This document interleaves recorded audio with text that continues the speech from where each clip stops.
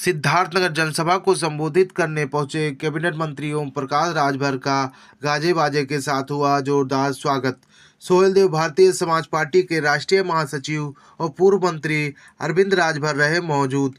पिता पुत्र दोनों का हुआ जोरदार स्वागत। हजारों की संख्या में उमड़ा जन सैलाब। तीखी धूप में भी नेता को सुनने के लिए डटे रहे लोग। कार्यक्रम में प्रदेश उपाध्यक्ष सिद्धार्थनगर मंत्री प्रतिनिधि केशव राजभर, पूर्व विधायक रामानंद बौद्ध, गंगाराम राजभर, मंत्री प्यारो रामनिवास राजभर, जिलाध्यक्ष रवि वर्मा, कन्हैया वर्मा, अमजद अली, नेता पदाधिकारी आदि लोग मौजूद रहे। मंत्री जी को 72 किलो का माला गिफ्ट किया गया। माननीय मंत्री जी के वजन के बराबर माला दिया गया है गिफ्ट बासी की धरती से। हम सभी जनता अरे उसको उठाने आया हूँ, ऐसे नहीं। और देखिए हमारे उमेश भैया, मतलब आप सब लोग कार्यक्रम में आ गए हुआ, जोर से बोला हाँ या ना, और जोर से हाथ नीचे कर। अभी मोटका माला से स्वागत होता रहे। काहे की विरोधी घूम घूम के हो सकेला कहा थो आप एक कार्यक्रम में न आ पावे, एकरे खातिर साजिश रच ले हो कि लोग कार्यक्रम में माननीय मंत्री जी के कार्यक्रम में आप लोग न आ पावा। जौने स्थान पर कार्यक्रम होत बा, ए स्थान पर कार्यक्रम न हो पावे। हम कहना चाहते हैं साथियों, किसी की हैसियत और औकात नहीं है कि ओम प्रकाश राजभर के सुनामी को कोई रोक दे। किसी की औकात नहीं है। अरे भाई, इतना से ज्ञान ले लेना चाहिए कि जिसके साथ इतनी बड़ी जमात खड़ी हो, अरे उसको ओम प्रकाश राजभर को किसी की हैसियत नहीं है कोई रोक दे। क्योंकि 21 साल से रोकते रोकते लोग आज खुद घुटना करके टेक दिए कि ओम प्रकाश राजभर जैसा शेर चाहिए।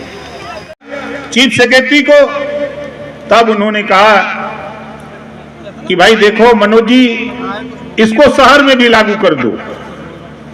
अभी तो हम गांव की बात कर रहे थे, हम 58,000 गांवों में वो स्कीम लागू करने की बात कर रहे थे, लेकिन मुख्यमंत्री जी ने कहा इतनी अच्छी योजना है, इस योजना को शहरों में भी, नगर पालिका, नगर पंचायत, महानगर में भी इसको लागू किया जाए। अक्टूबर को घोषणा माननीय मुख्यमंत्री जी ने उस योजना की कर दिया।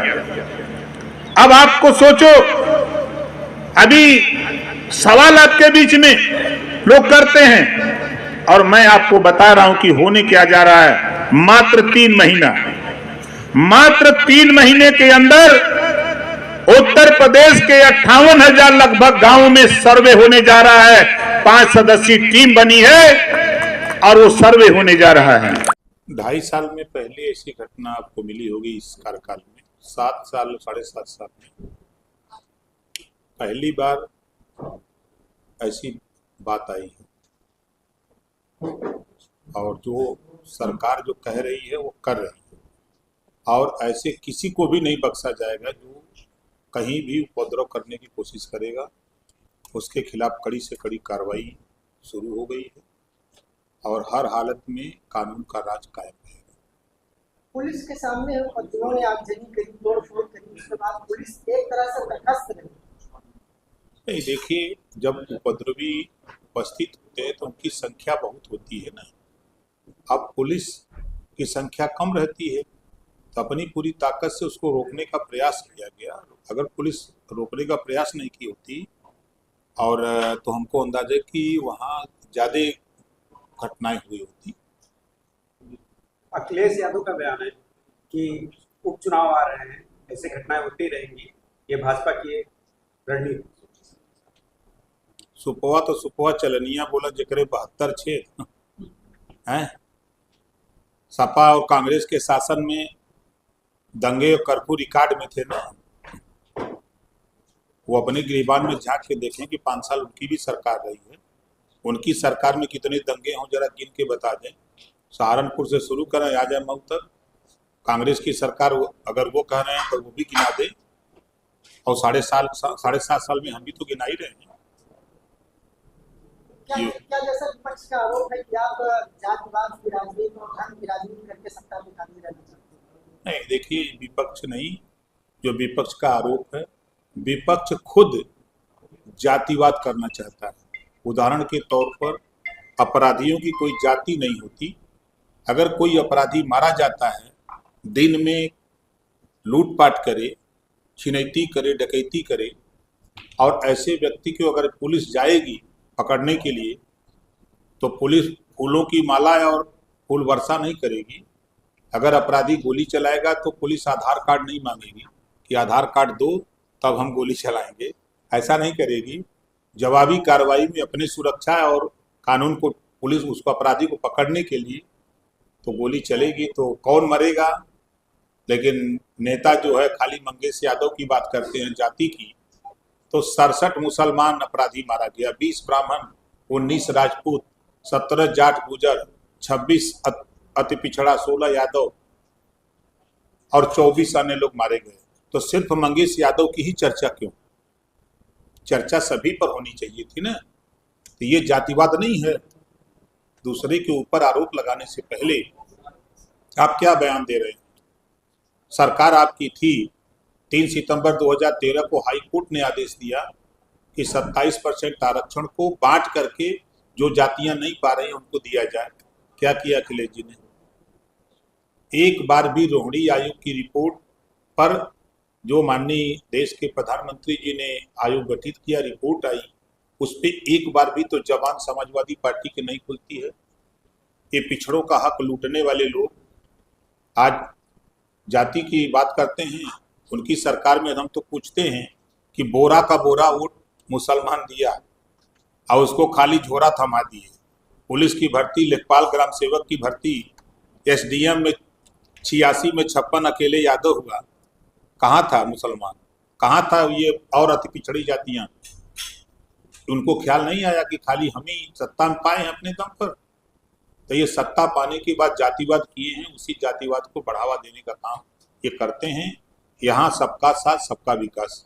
आज अगर योजना की बात की जाए तो पंचायती राज विभाग से हम लोगों ने नई योजना जीरो पॉवर्टी तय किया।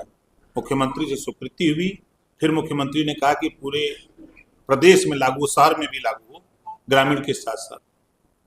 अब उसमें हर गांव से 25 ऐसे परिवार चयनित होंगे कि जिनको आवास, शौचालय, पेंशन, राशन कार्ड, निःशुल्क शिक्षा, आयुष्मान कार्ड, सारी सुविधा उसको एक साथ फ्री में मिलेगी उस परिवार को जो चयन होगा।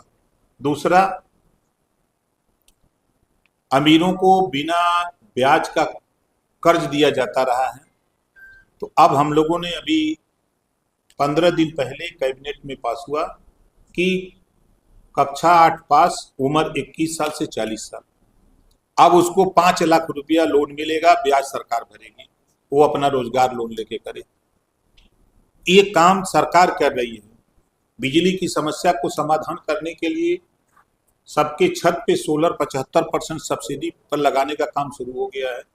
हम लोग तो काम की बात कर रहे हैं, प्रदेश में लोगों को सुविधा देने की बात कर रहे हैं। अगर कांग्रेस और सपा के लोग अगर बात करें तो कांग्रेस, सपा, बसपा की देश में भी मिलकर सरकार थी, प्रदेश में सरकार थी, और जितने भी जंक्शन रेलवे स्टेशन के थे वहाँ चूहा कूदते थे। अब आज 10 साल से मोदी जी की सरकार है, चूहा पता नहीं कहाँ चले गए वहाँ से। अब बेहतर आपको सड़कें मिलेगी, बेहतर आपको कहीं भी आप आराम से चले जाइए, एयरपोर्ट पर आप चले जाइए। कल तक 6 लेन थी, अब आपके हाईवे बन गए। तो जो आवश्यकता उत्पत्ति की जननी है, जो आवश्यकताएं हो रही है, सरकार उसको पूरा करने के लिए काम कर रही है। जैसे उपचुनाव का डेट भी कंफर्म हो गया, तो आपका क्या भूमिका रहेगा? एकदम लड़ा जाएगा, एनडीए गठबंधन चुनाव लड़ेगा, और जनता भी जानती है कि विपक्ष को जिता के क्या करेंगे। वो जीत भी जाएगा तो 2.5 साल रोना रोएगा कि हमारी सरकार नहीं है, तो जनता कहती है इसको काहे को जिताइए, तो सत्ता पक्ष को जिता दीजिए। अब विपक्ष के लोग भी ये बात कहते हैं कि ज्यादातर सीटें सत्ता पक्ष चुनाव जीतता है। ये बात तो सत्ता पक्ष के, विपक्ष के लोग भी कहते हैं कि सत्ता पक्ष के लोग जीतते हैं, तो कैसे लड़ेंगे?